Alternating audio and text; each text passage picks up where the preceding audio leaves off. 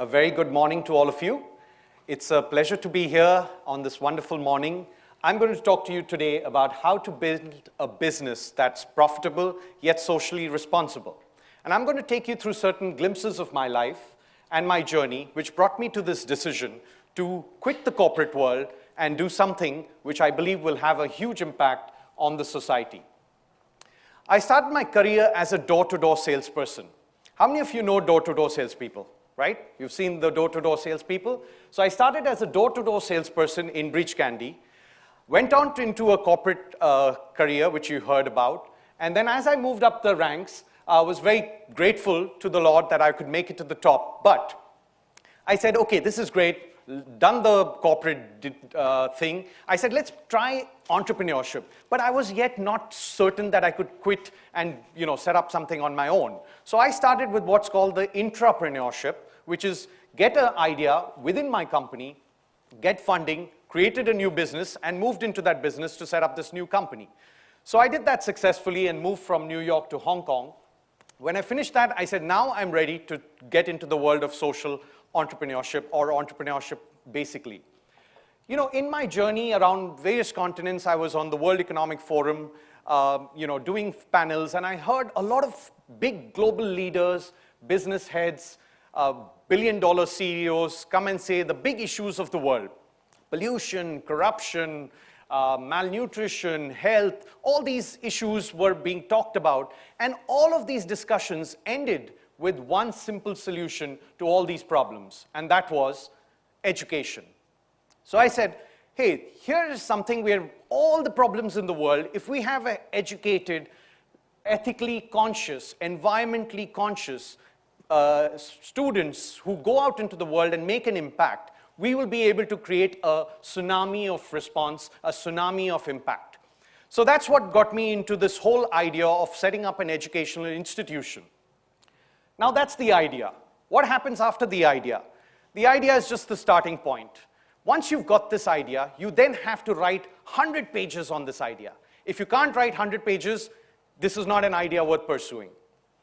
You will have gaps in your understanding. You will have gaps in your thoughts of how do I do the marketing strategy, how do I put the product out there, go to market, and so on and so forth. These are all things you will be thinking. Go out there, do all the research you can, fill it back, put it back in your plan till that plan starts talking to you.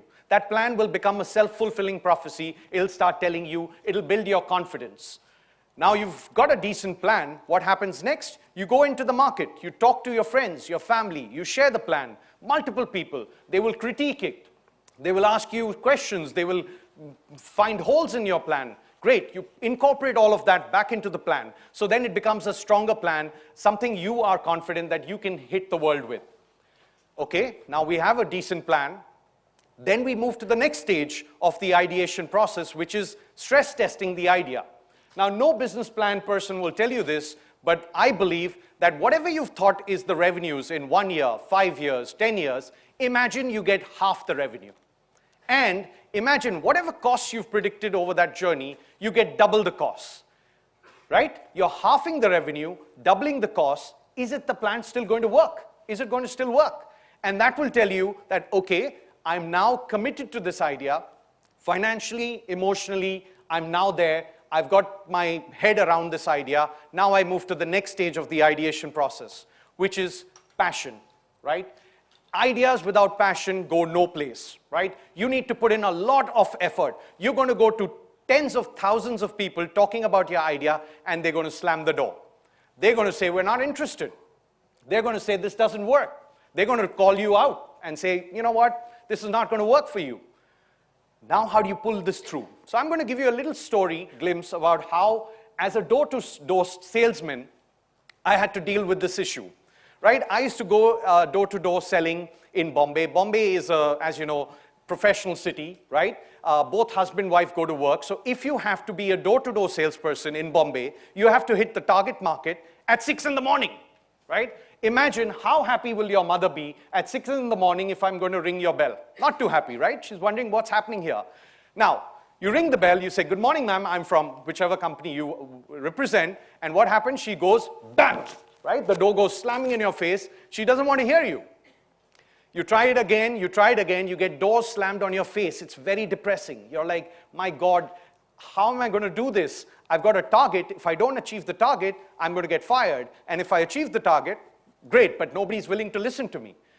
By the time you even get to the door, there used to be lots of gates in Bombay City who had a board around them. What was the board saying? Dogs and salesmen aren't allowed, right? So you're told you're equivalent to a dog. So that's what you're feeling right now. You're going, you're knocking on doors, you're getting doors slammed on your face. It was very depressing, very, very upsetting. I came up with an idea. I'm going to share that idea on the condition that you don't tell anybody this idea, okay? So the idea was, how do I get inside the door? So imagine this, you're the mother, it's 6 in the morning, I've rang your bell, you're got up very groggy, you're thinking like, oh my God, who's come here? Is it the milkman or so on and so forth? And so you walk to the door, ding dong, you open the door. I'm like, good morning, ma'am, I'm from HSBC. I know what's going to happen, right? I know what's going to happen. The door is going to slam on my face. So what did I do? I went, bam! Now I'm inside your door, right? I've crossed the threshold, so the door is going to hit me on my leg, sometimes hard because if they're angry, sometimes slowly, but the reaction was the same. The door would hit me on my leg, and I'd go thud, thud, thud, thud, thud, thud, falling on the floor, and I'd get up and say, ma'am, I think I've hurt. Now, where did we grow up? All of us? Bombay. Bombay is known for Bollywood, right? Acting. So I got a few tips that you need to put a little glycerine on your eye and twitch it so that that teardrop comes at the right time, right? So you look into the mother's eye and you say, I think I'm really hurt. Just can I have a painkiller and I'm going to go. Now she's feeling bad. All our mothers have beautiful hearts, right? They're wonderful people. She's thinking because of her, someone has fallen on the doorstep. So she would come in and she's like, okay, I'll get you a glass of water and a painkiller. She would go and get the glass of water, painkiller, water, painkiller, water. I'm just about to have the painkiller. And I was like, ma'am, I think I've not had breakfast today.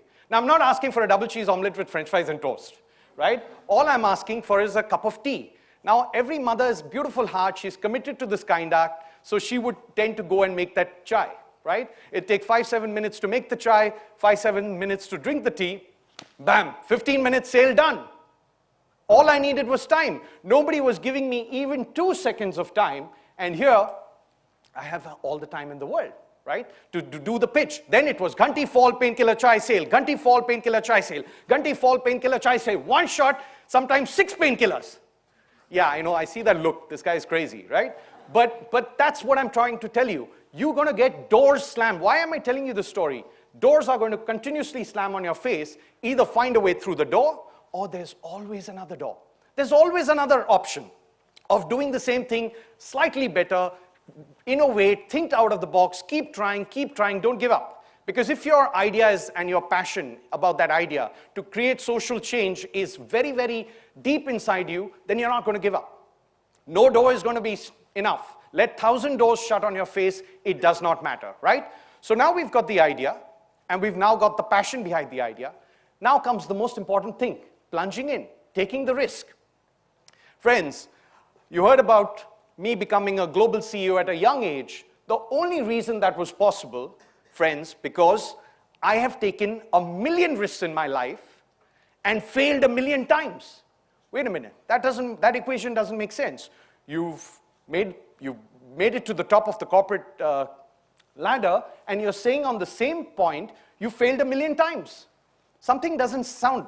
Let me give you another equation, which will help you answer the first equation, and that is, when you risk, you fail, you learn.